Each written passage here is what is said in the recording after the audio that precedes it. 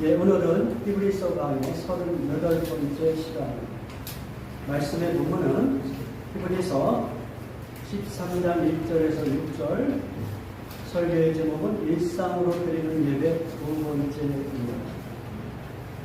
자, 하나님께서 우리에게 주신 은혜는 예수 그리스도를 믿는 자들에게 흔들리지 않는 하나님의 나라를 주신 것입니다.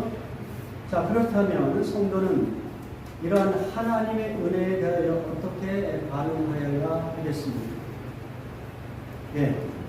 히브리서 12장 28절에서 우리에게 그렇게 도전합니다. 하나님의 은혜를 붙들자. 그래서 경건함과 두려움으로 하나님을 기쁘시게 섬겨라. 하나님을 기쁘시게 예배하라. 이렇게 우리에게 권면하고 있습니다. 그리고서 히브리서 13장에서 하나님을 예배하는 구체적인 권면들을 나열하고 있습니다. 그래서 우리는 지난주에 먼저 일상으로 드리는 예배가 무엇인가를 살펴보았습니다. 첫 번째 기억하세요? 형제를 지속적으로 사랑하는 겁니다. 특별히 우리가 살아가는 공동체, 교회 공동체뿐만 아니라 사회 공동체 속에서 소외받은 사람, 고통받는 사람, 억울한 사람, 이런 사람들을 잊지 말고 그들을 생각하고 그들을 구체적으로 섬겨야 되는데 그것이 쉽지 않다는 것이죠.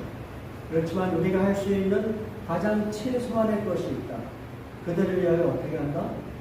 하나님께 축복 기도를 드리는 것이죠. 우리 힘으로 할 수 없는 일, 하나님 그들을 구원하여 주시고, 또 우리가 그렇게 기도의 마음을 잃지 않고 있으면 또 언젠가 우리도 그러한 구체적인 행동이 우리의 삶 속에서 나타날 수 있다고 생각합니다.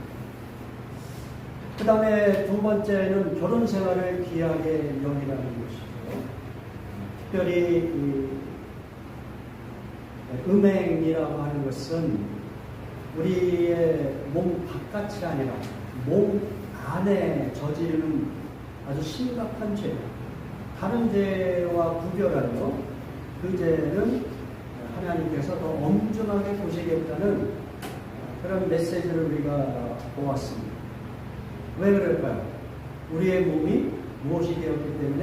성도의 몸이 하나님의 성전이 되었기 때문에, 성령이 임하시는 성전이 되었기 때문에 그렇다는 것이죠.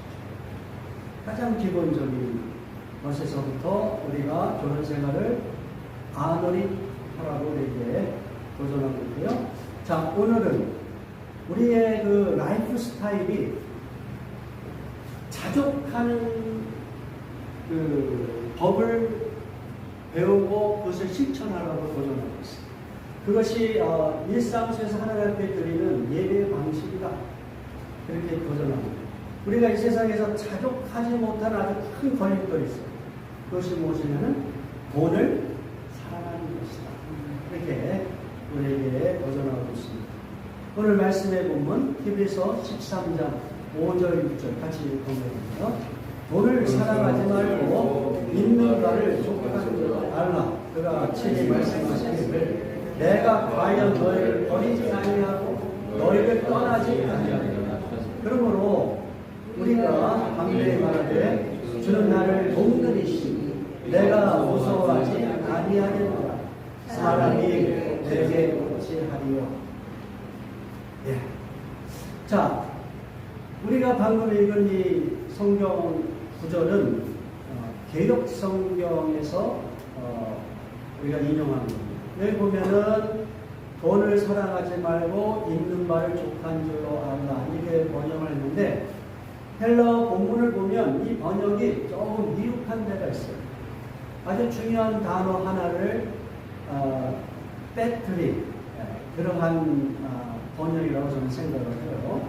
왜냐하면 헬라 본문에 이 트로포스라고 하는 단어가 있는데 이 단어는 생활 방식, 라이프 스타일로 번역될 수 있는 단어입니다. 근데 그 단어가 충분히 개역 성경에서는 표현이 되고 있지 않습니다. 그러나 NIV 성경이나 또는 킹 제임스 버전은 이 프로포스, 라이프 또는 라이프 스타일로 번역할 수 있는 이 단어를 그대로 잘 번역을 했습니다.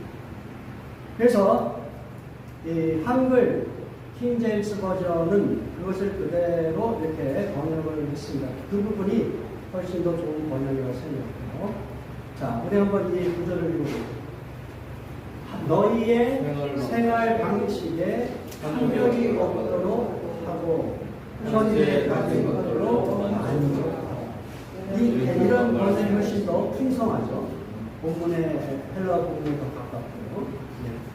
자, 어떻든 우리의 라이프 스타일, 그 라이프 스타일이 탐욕이 없도록 하고, 그래서 이제 킹 제임스 버전은 이것을 탐욕으로 번역을 했고, 그리고 NIV 성경은 또 love money, 또 개역 성경은 돈을 사랑하는 것, 이렇게 번역해서 다 같은 이야기죠.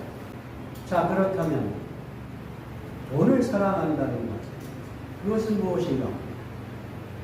네. 저는 이 부분을 준비하면서 다른 대부분의 설교 준비도 마찬가지지만 양심의 꺼림이 너무 많이 있었어요. 왜냐하면 저 자신이 돈을 사랑하고 있어요. 네. 어떤 면에서 돈에 집착하는 경우도 있어요. 그런 사람이 오늘 말씀 속에서 우리에게 도전하시는 분은 너의 라이프 스타일에 돈을 사랑하는 것이 없도록 하라. 그리고 현재의 그 삶에 만족하라는 이 메시지는 저를 한편으로는 부끄럽게 하고 또 한편으로는 제가 앞으로 이제 더 많이 개발해야 될 삶의 양식이라는 것을 알게 됩니다.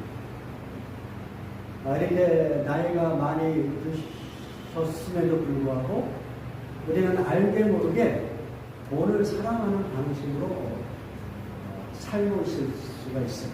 자, 그런 부분을 우리가 생각해 볼 필요가 있는데요. 자, 돈을 사랑하는 것에 대하여 세 가지 관점에서 한번 이야기해 보고 싶습니다. 첫 번째는 돈을 사랑한다는 그 의미가 무엇이냐. 그것은 다른 이야기로 하면 돈에 집착하는 것입니다. 자기의 욕망을 채우려는 어떤 삶의 방식이 무엇으로 나타내냐면 돈을 사랑하는 방식으로 나타내는 것입니다. 그렇기 때문에 돈을 사랑한다는 것은 결국은 자기의 욕망을 채우기 위한 어떤 목적이기 때문에 그 이외의 다른 모든 것은 수단이 됩니다. 네? 더 쉽게 이야기하면 돈은 삶의 목적이 되고 그리고 내 주변의 사람들은 다 이 돈을 벌기 위한 도구가 됩니다. 수단이 됩니다. 그것이 돈을 사랑하는 라이프 스타일의 모습이에요. 여러분들이 어떤 비즈니스를 운영할 때에 종업원들을 사용하죠. 그렇게 해서 여러 사람이 비즈니스를 운영할 때에 그 비즈니스 오너가 돈을 사랑하는 사람인지, 돈에 집착하는 사람인지, 돈이 삶의 궁극적인 목적인지를 알 수 있는 방법은 그 사용자가, 그 비즈니스 운영자가 함께 일하는 그 종업원들을 어떤 방식으로 대우하는가. 그 사람들을 하나의 돈을 벌기 위한 도구 정도 대우하는가. 아니면 그 사람의 삶이 자기와 같이 세상에서 필요한 것들을 나눌 수 있는 대상. 네? 자기의 욕망만 채우는 것이 아니라 함께 일하는 사람들의 디자이어까지 같이 채워주기 위하여 비즈니스를 하고 있는지, 이런 것들을 우리가 판단하게 되면, 아, 이 사람이 돈을 사랑하는 사람이구나, 아니면 돈에 집착하지 않는 사람이구나, 이런 것들을 구분할 수가 있을 것입니다. 자, 두 번째, 우리가 돈을 사랑한다는 것, 대하여 이런 걸 생각해 볼 필요가 있어요. 왜 사람들은 돈에 집착하고 어떻게든 돈을 많이 벌려고 할까? 그 이유는 돈이 줄 수 없는 어떤 만족이 있기 때문입니다. 그렇죠? 여러분이 잘 생각해 보세요. 아주 쉽게 다 우리는 그것을 알 수 있어요. 돈이 있으면 돈이 줄 수 있는 어떤 만족이 있다. 그 만족은 여러 가지예요. 일단은 하드하고 더리하고 디피컬트한 어떤 그런 환경이나 잡을 내가 이제 벗어나서 좀 더 편리하고, 예? 좀 더 풍성하고, 좀 더 여유 있는 그런 것들을 보장해 주는 것이죠. 그리고 더 궁극적으로 돈이 우리에게 알게 모르게 심어주는 가장 큰 만족은 뭐냐면 현재와 미래의 삶을 안정적으로 보장해 줄 것이라는 기대입니다. 돈이. 그렇지 않아요? 젊을 때 여러분이 왜 이렇게 돈을 많이 모으고 쌓아두기를 원하세요? 내가 나이 먹어서 리타이어를 한 다음에 좀 더 여유 있게 편안하게 내가 좀 병이 들어도 좋은 병원에서 치료를 받을 수 있는 그러한 현재와 미래에 대한 그 불확실성을 좀 더 컨트롤로 내가 통제할 수 있도록 만들어주는 아주 중요한 것이 무엇이냐? 돈이라는 거예요. 그렇죠? 그래서 우리는 돈에 집착하게 되고 돈을 어떻게 하면 더 많이 벌 수 있을까 이 생각에 급급하게 되고 그 돈 때문에 때로는 사람을 수단으로 여기는 그러한 경향이 생긴다는 것이죠. 어떤 면에서 돈은 우리의 삶을 전적으로 책임져 줄 수 있는 만능으로서의 신이 되어 버릴 수도 있어요. 근데 우리는 다 크리스찬이니까 그렇게까지는 생각하고 싶지 않죠. 그리고 그래서는 안 된다는 것을 알고 있습니다. 그러나 알게 모르게 우리의 라이프 스타일은 돈이 우리의 현재와 미래를 책임져주는 어떤 전능한 신, 그런 어떤 모습을 우리가 알게 모르게 그런 면으로 우리가 그것을 바라보고 있다는 것이죠. 그렇지만은 우리 자신이 크리스찬이라는 돈에 대해서 예수님께서 우리에게 보존하시는 메시지를 다시 한번 리마인드하고 우리의 마음이 돈의 어떤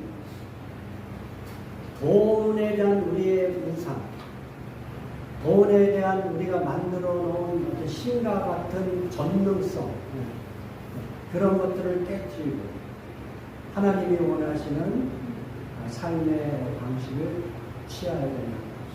여러분이 많이 알고 있는 어리석은 부자의 비유를 한번 생각해 보세요. 예. 풍년이 왔어요. 그래서 소출이 너무 많고 가지고 있는 창고에 그 많은 소출을 집어넣을 수 있는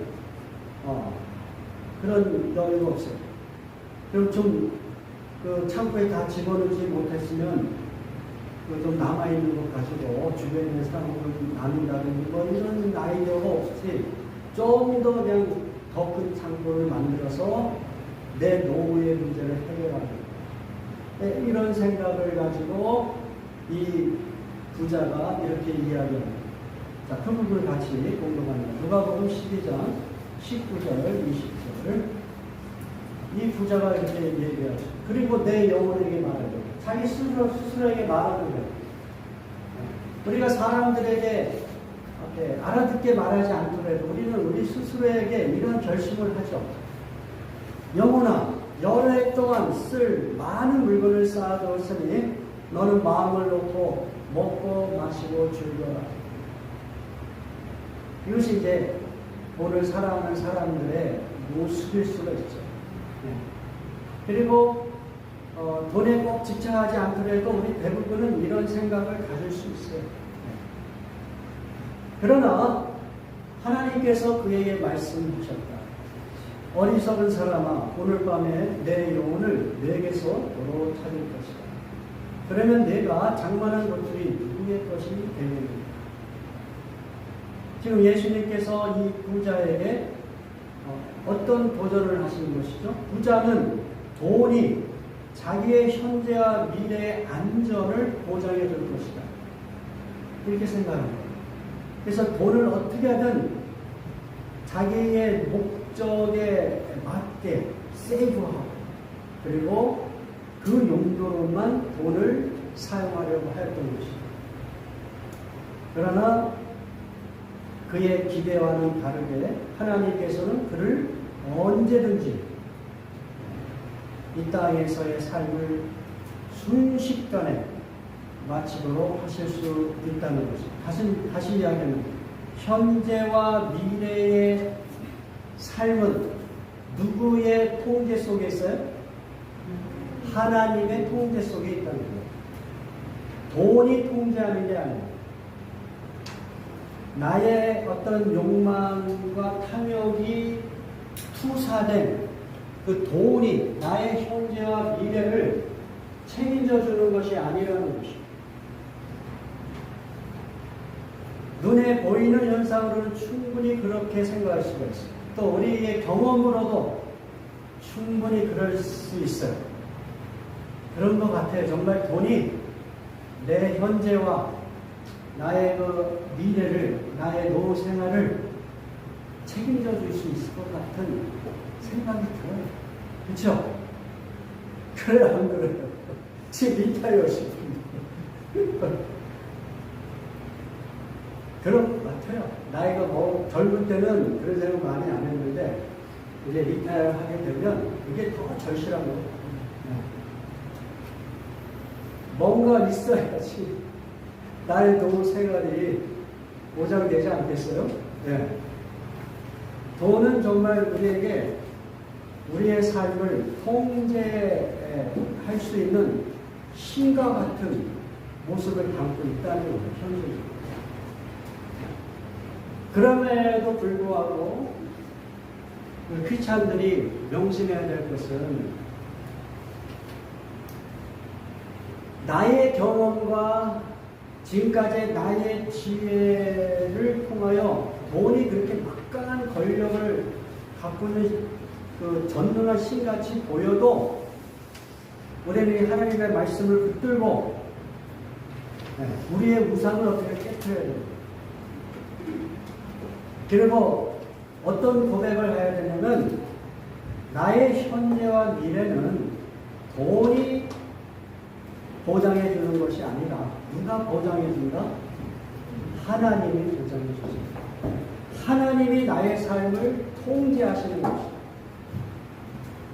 현재와 미래의 삶을 하나님이 통제하시는 것입니다. 이 믿음으로 여러분의 그 일상의 삶의 방식이 변화될 수 있도록 주님의 이름으로 축원합니다. 네. 자, 이렇게 돈이 아니라 하나님이 나의 삶을 컨트롤하시고 가이드하시고 개런티 하신다는 것을 믿는다면 그러면 우리가 돈을 어떻게 사용해야 되는지가 아주 쉽게 이해할 수가 있어요. 그 말씀을 예수님이 얘기하세요. 자, 누가복음 12장 21절에서 31절입니다. 자, 방금 전에 누가복음 12장 20절에서는 어리석은 부자에게 하나님께서 그의 마지막을 통제하시는 그 메시지를 주시고요. 그 다음에 곧장 예수님께서 21절에 그렇다면 너희의 재물을 어떻게 사용해야 되겠지? 여기에 대한 해답을 우리에게 주시는 거예요. 자, 21절 같이 공부합니다. 자기를 위해서는 재물을 쌓아서도 하나님께 대하여 인색한 사람은 바로 이와 같이 될 것이다. 예? 돈을 사랑하는 것, 돈에 집착하는 것, 돈이 삶의 목적이 되어 살아가는 것, 돈이 나의 현재와 미래를 책임져주는 전능한 신 정도로 여기는 그러한 우리들의 일상을 깨트리고 그러면 너희는 어떻게 살아야 되느냐? 우리에게 도전하시는 거예요. 자, 31절 같이 공부합니다. 오히려 너희는 그의 나라를 구하여 그러면 이런 것들을 너희에게 더하여 주실 것이다. 자, 여기서 보면 오히려 너희는 그의 나라를 구하여. 그의 나라가 뭐예요? 하나님의 나라를 구하여. 다시 이야기하면 너희들의 삶의 목적은 돈 버는 것이 아니다. 너희들의 삶을 통치하는 것은 돈이 아니다. 너희들의 삶의 목적은 무엇이 되어야 된다? 하나님과 하나님의 나라. 이 나라라는 것은 간념적으로 번역한다면 통치라는 말로 번역할 수 있어요. 통치. 하나님이 통치하시는 것은 그 어디나 하나님의 나라가 됩니다.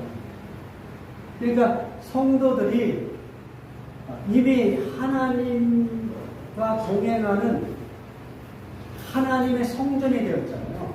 그러니까 자연스럽게 예수님은 우리에게 말씀하시는 거예요. 야, 너희가 하나님의 통치를 받아들인다면 바로 그것이 하나님의 나라다. 그것이 하나님의 나라가 임하는 것이다. 우리에게 이렇게 말씀하고 계십니다. 네? 다시 이야기하면 하나님이 여러분의 현재와 미래의 삶을 통치하십니다. 컨트롤하십니다. 그러므로 너희들의 삶의 목적은 하나님이 되어야 되고 하나님의 나라를 구하는 것이 되어야 됩니다. 돈은 그 하나님의 나라를 구하는 과정 속에서 필요한 수단을 줍니다. 그게 뭐예요? 그러면 이런 것들을 너희에게 더하여 주실 것이다. 돈이라고 하는 것은 그 너희들의 삶의 목적을 향하여 가는 그 과정 속에서 필요한 것이고, 그리고 그런 것들은 하나님께서 수단으로서 언제든지 너희들에게 보장해 줄 것이다. 이렇게 우리에게 도전하고 있는 것입니다. 자, 세 번째. 하나님, 그러니까 이 돈을 사랑한다는 것을 우리가 한번 생각해 본다면, 자, 지금까지 이야기한 내용들을 살펴보면, 우리가 이런 오해를 할 수가 있어요. 자, 그렇다면 성도는 돈에 관심을 두지 말고, 돈을 벌지 말고, 가난한 삶을 살라는 것이냐? 이런 질문을 할 수가 있어요. 그렇다면 여러분은 어떻게 대답할 수 있을까요? 또 그렇지는 않다는 거죠. 네? 우리는 현실적으로 돈의 위력을 알고 있어요. 돈의 능력을 알고 있어요. 돈이 필요해요. 이왕이면 저나 여러분이 다 가난한 사람보다는 부자가 됐으면 좋겠어요. 부자로 살았으면 좋겠어요. 네. 돈이 좀 더 이렇게 풍성하면 우리가 하나님의 나라를 구하는 삶 속에서 좀 더 많은 그 다양한 경험들, 좀 더 다양한 방식의 어떤 활동들을 할 수 있을 것 같아요. 돈이 좀 더 많이 있어요. 우리 교회, 당장 우리 교회 사일만 해도 그렇죠. 네. 우리가 선교사들을 위하여 또 가난한 사람들을 위하여 기도는 하지만 그들을 구체적으로 도우려고 할 때는 이 돈이 없어가지고 쉽지가 않은 것이죠. 이런 면에서 우리는 쉽게 돈이 이왕이면 많이 있었으면 좋겠다는 생각을 할 수가 있습니다. 그리고 성경에서는 또 하나님의 백성들이 부자가 될 수 있으면 그 부자의 삶을 살기를 원하세요. 네, 부자가 그 사람의 삶 속에서 필요하다면 하나님은 언제든지 부자 살아갈 수 있도록 우리의 형편을 도와주실 것입니다. 자, 이러한 것들을 생각해 보면 우리는 이렇게 정리를 해볼 수가 있어요. 자, 성도가 부자가 돼도 우리는 무엇을 하지 말아야 된다? 돈을 사랑하지는 말아야 된다. 이 결론을 맺을 수가 있는 거죠. 부자가 돼도 돈에 집착하거나 돈이 목적이 되거나 돈 때문에 사람을 도구화하지, 돈을 벌게 한 어떤 수단으로만 생각하는 그런 못된 갑질하는 그러한 사람이 돼서는 안 된다는 것이죠. 그러니까 돈이 많아도 크리스찬들은 그 돈을 무엇을 위하여 사용해요? 하나님과 하나님의 나라를 위하여 사용하겠다는 분명한 목적을 가지고 돈을 도구화해요. 돈을 도구화해요. 여러분이 현재 돈이 있어요? 돈이 좀 풍성합니까? 돈이 목적이 되면 안 되는 거예요. 그것은 하나님의 나라를 구하는 삶 속에서 필요한 도구로서 사용해야 됩니다. 또 우리 성도들이 모두가 다 부자일 수는 없겠죠. 어떤 면에서 너무 가난한 삶을 살 수도 있는 거죠. 하나님을 잘 섬기면서도 우리의 공동체 또는 사회 공동체 속에서 가장 밑바닥의 삶을 살 수도 있어요. 크리스찬이면 그럴 수 있어요. 여러 가지 형편이. 그런데 문제는 가난하면 돈을 사랑하지 않게 됩니까? 자연적으로? 제가 볼 때 그런 것 같아요. 오히려 가난하면 그 가난이 주는 고통이 너무 크기 때문에 돈에 오히려 집착합니다. 돈에 옮깁니다. 돈이 조금 있으면 그 돈을 쓰기를 어려워요. 그건 도구인데. 예? 그 돈 때문에 자기 중요한 것들을 다 희생하려고 하는 유혹을 가질 수가 있어요. 가난이 그렇다. 그러므로 가난한 크리스찬들도 오늘 하나님의 말씀을 우리가 잘 새겨가지고 어떤 경우에도 그 어려운 형편 속에서도 돈의 노예가 되죠. 돈에 집착해서 돈에 끌려다니는 인생이 되지 않고 여러분의 그 삶의 방식을 개혁시켜야 됩니다. 그것이 뭡니까? 그것이 바로 현재 우리가 누리고 있는 그 삶을 만족하는 법을 배웁니다. 만족하는. 가난하면 가난한 대로, 부자는 부자대로 자기의 형편 속에서 만족하는 법을 배워요. 그것이 돈을 사랑하지 않는 방식으로 우리에게 도전하고 있는 것입니다. 여러분,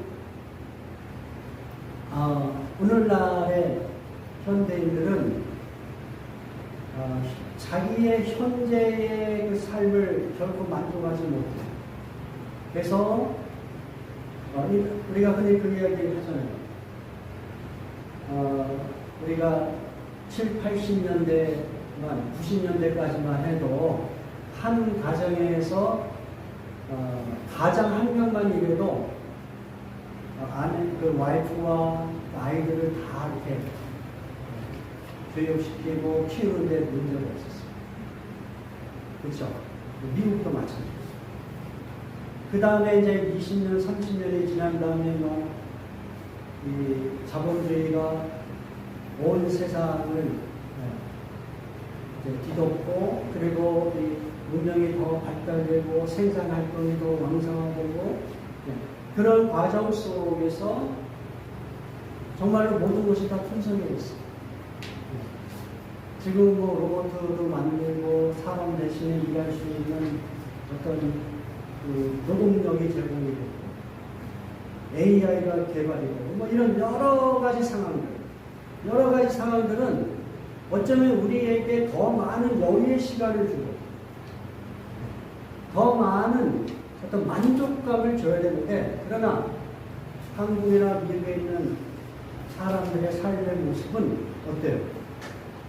그렇게 과학이 발달하고 그리고 사람들의 모든 생활 형편이 매우 편리하게 변했음에도 불구하고 사람들은 끊임없이 먹고 살기 위해서 노동을 해요.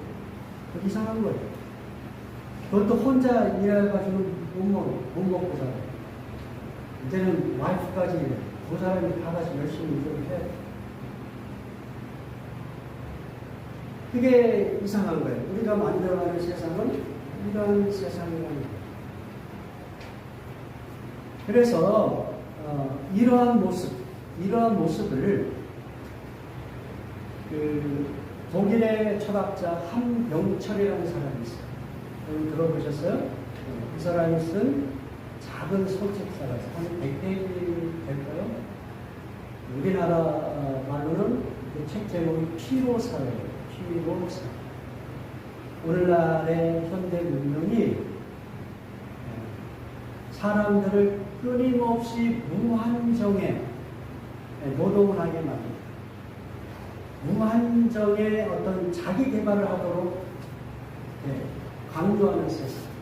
그래서 실수는 없는. 그래서 오늘날의 세상은 현대인들을 너무 피로하게 만듭니다. 번학하게 만듭니다.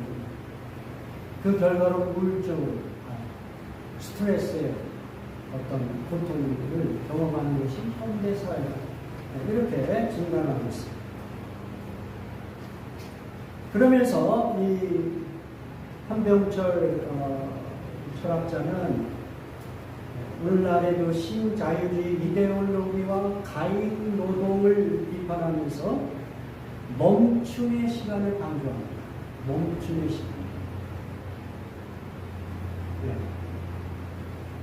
그러니까 이제 오늘날의 현대인들은 한마디로 어떤 것에 사로잡혀 있냐면 무한 긍정성이 사로잡혀 있다는 거예요. 무한 긍정성. 긍정이라는 것은 좋은 단어인데 그것이 어떤 한계가 있어야 되는데 무한정으로 긍정하는 그 삶을 살도록 만드는 거예요. 현대사회. 그래서 쉬지 못하게 만들어요. 어느 정도까지만 열심히 일하고 그냥 딱 그 노동을 멈춰야 되는데 그걸 할 수가 없는 거예요. 한국 사회에서 그 흔히 말하는 거 있잖아요. 영끌이라는 거. 아세요? 영끌? 자기 영혼을 끌어모아서 무엇인가 헌신을 했다는 거죠. 어떤 사람은 자기 영혼을 갈아넣어. 이런 말을 써요.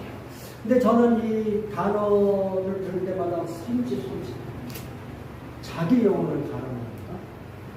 자기 영혼을 끌어모아서 내가 그렇게 고생했다?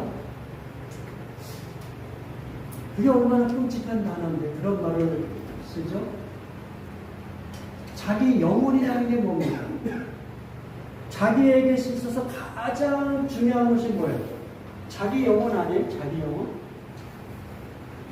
자기 영혼보다 더 중요한 게 없을 텐데 그것을 갈아 넣어서 바칠 만한 게 뭐가 있어요? 그것이 현대인들에게 그것이 돈이십니다. 그것은 명예이십니다. 그리고 한국 사회에서는 어린 학생들에게는 좋은 대학들에 가기 노력이십니다. 그런데 그러한 좋은 대학, 돈을 버는 것, 명예 이런 것들은 여러분의 삶에 있어서 목적입니다.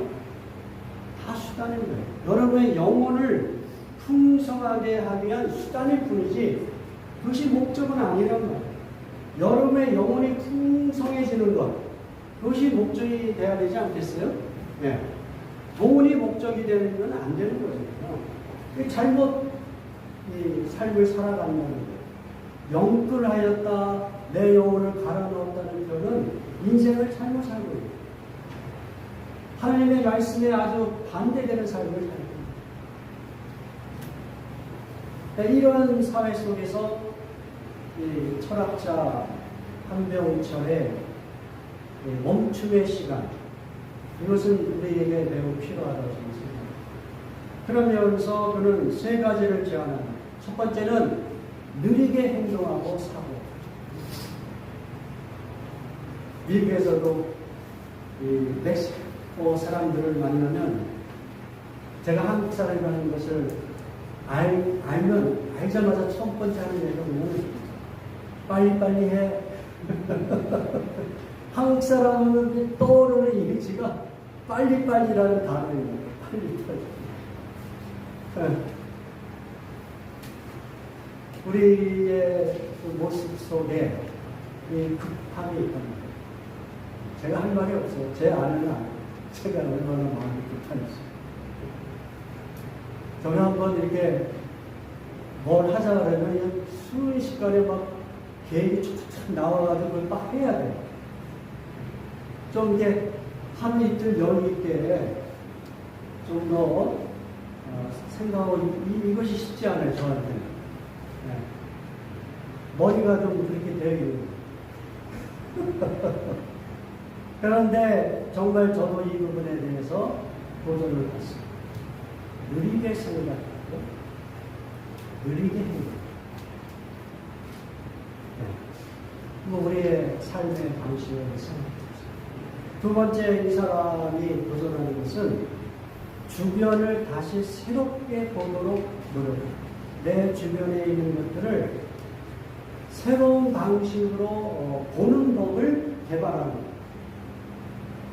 니체도 어린아이들을 교육할 때 세 가지를 이야기하는 것이 있습니다. 하나는 생각하는 법을 가르쳐서라, 두 번째는 보는 법을 가르쳐서, 네. 세 번째는 글을 읽고 쓰는 것을 가르쳐서. 아주 귀한 메시지라고 생각하는데, 저는 이 부분이 사실 충분히 잘 이해하지는 못해요. 왜 이 철학자, 위대한 철학자나 또는 이 한병철 같은 철학자는 우리에게 이것을 보존합니다. 왜 보는 법을 새롭게 개발하고 있습니다. 그래서 이 사람이 이야기를 드는 내용이 뭐냐면, 풍경화를 볼 때, 예를 들어서 그림을 감상하려면 풍경화가 있다면, 거기에 풀이 있다면, 근데 우리는 풀만 본다면, 근데 자세히 보면 그 풀 속에 무엇이 있냐면 레인보우도 있고 진흙이 있다. 그러니까 이제 보는 법을 한번 새롭게 개발하고 그것을 실천해 보는 것입니다.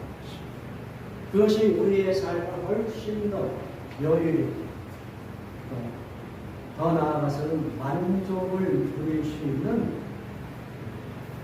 그런 어떤 좋은 라이프 스타일이 될 수 있다는 보는 것. 그렇잖아요? 우리가 어떤 위치에 있느냐에 따라서 보는 각도가 다 다르단 말이에요. 그렇죠? 그러니까 이 보는 법이 참 중요한 것 같아요. 나의 상황 속에서만 그 삶을 바라보기보다 좀 더 다른 사람의 입장에서 역지사지 다른 사람의 입장에서 바라볼 수 있는 그런 라이프 스타일. 너무 고통받고 너무 고생하고 찌든 살던 사람은 자기 인생에서 성공을 한 번도 못 해본 사람. 그런 사람들은 평생 그러한 시각으로 세상을 바라볼 수 있습니다. 비록 세상 사람들이 인정하지 않는 성공이 나의 삶 속에 있다 할지라도, 삶 속에 없다 할지라도, 그러나 성공한 사람과 참은 세상을 바라보는 그 보는 법을 한번 해봐요. 나는 가난하지만 부자가 세상을 보는 그 방식도 한번 해봐요. 부자라면 또 가난한 사람이 어떻게 세상을 바라보는지 그것을 한번 해봐요. 그렇죠? 예. 이런 것들이 매우 중요하다고 생각합니다. 앞으로 저는 이러한 부분에 대해서 더 많이 이야기하고 싶습니다. 마지막으로 이 사람은 멈춤의 시간을 위해서 이것을 기억하라고 이야기합니다. 내가 세상과 연결된 유기체적인 존재다. 그러니까 오늘 내가 이 자리에 있는 것은 내가 혼자 열심히 노력하고 혼자 열심히 똑똑하게 그렇게 막 힘들게 살아온 그 결과물로서 내가 성공을 얻기도 하고 또 사람들에게 명성을 얻기도 한 그러한 어떤 단세포적인 그런 존재가 아니에요. 너 혼자 유일하게 이 세상을 살아가는 것이 아니라 오늘 내가 살아가는 그 삶의 현실은 모든 것이 유기적으로 연결이 되어서 오늘 너를 만들어낸 것이다.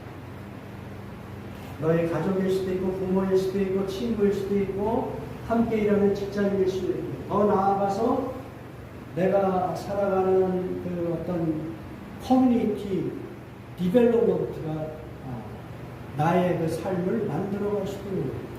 예를 들어서 지금 맨스필드에 한 10년 살다 보니까 10년 동안 계속해서 무엇 때문에 여러분이 고생하셨어요? 도로 건설. 그렇죠? 특별히 360 뭐 이런 도로들을 건설하는데 10년 동안 얼마나 불편하고 고생하셨어요. 그런데 그 10년 동안 그렇게 건설이 활발하고 또 불편함을 느꼈지만 그것 때문에 여러분이 소유하고 있는 집값이 많이 올랐잖아요. 많이 오르지 않았었어요? 네. 그러니까 현재 나의 삶의 현장은 나 혼자 만들어낸 것이 아닙니다. 어떤 때는 불편한 방식으로, 어떤 때는 나에게 호의적인 방식으로 서로 연결이 되어 현재 나를 만들어 가고 있는 것이다. 그러므로 내가 만나는 사람들, 그 사람들을 경쟁자로 보지 마. 함께 살아가는 공동체의 이론으로 봐. 그렇게 내게 강조하고 있는 것입니다. 자, 이제 마무리를 하겠습니다. 자, 이 한정체 현상 이 세 가지를 이야기했고요. 저는 여기에 하나님의 말씀 하나를 아주 가장 근원적인 메시지로 여러분에게 도전하고 있습니다. 오늘 말씀에 나와 있는 여기 보면은 같이 한번 보도록 하겠습니다. 5절 후반절부터 그가 친히 말씀하시고 하나님이 친히 말씀하시기를 뭐라고 하세요? 내가 결코 너희를 버리지 아니하고 너희를 떠나지 아니하고 이것은 하나님께서 모든 믿는 성도들과 영원히 함께 하시겠다. 한순간도 하나님께서 여러분 곁에 없는 순간이 없다. 언제든지 함께 하니까 항상 함께 하십니다. 그 말씀하고 있고요. 그 다음에 6절에서 그러므로 우리가 담대히 말하되 주는 나를 돕는 이시니 내가 무서워하지 아니하리라 사람이 여기 없지 않다. 자, 하나님이 어떤 분이라고요? My helper. 그분은 나를 돕는 분으로 함께 하신다. 영원히 함께 하시겠다. 이 말씀이 오늘 여러분의 현재의 삶을 만족하게 하는 그러한 근원적인 메시지가 될 수 있기를 주님의 이름으로 축원합니다. 여러분 이것보다 더 큰 힘이 어디 있겠어요? 하나님께서 우리의 현재와 미래를 책임져 주시겠다는 이 하나님의 메시지. 내가 너희 곁을 결코 떠나지 않는다.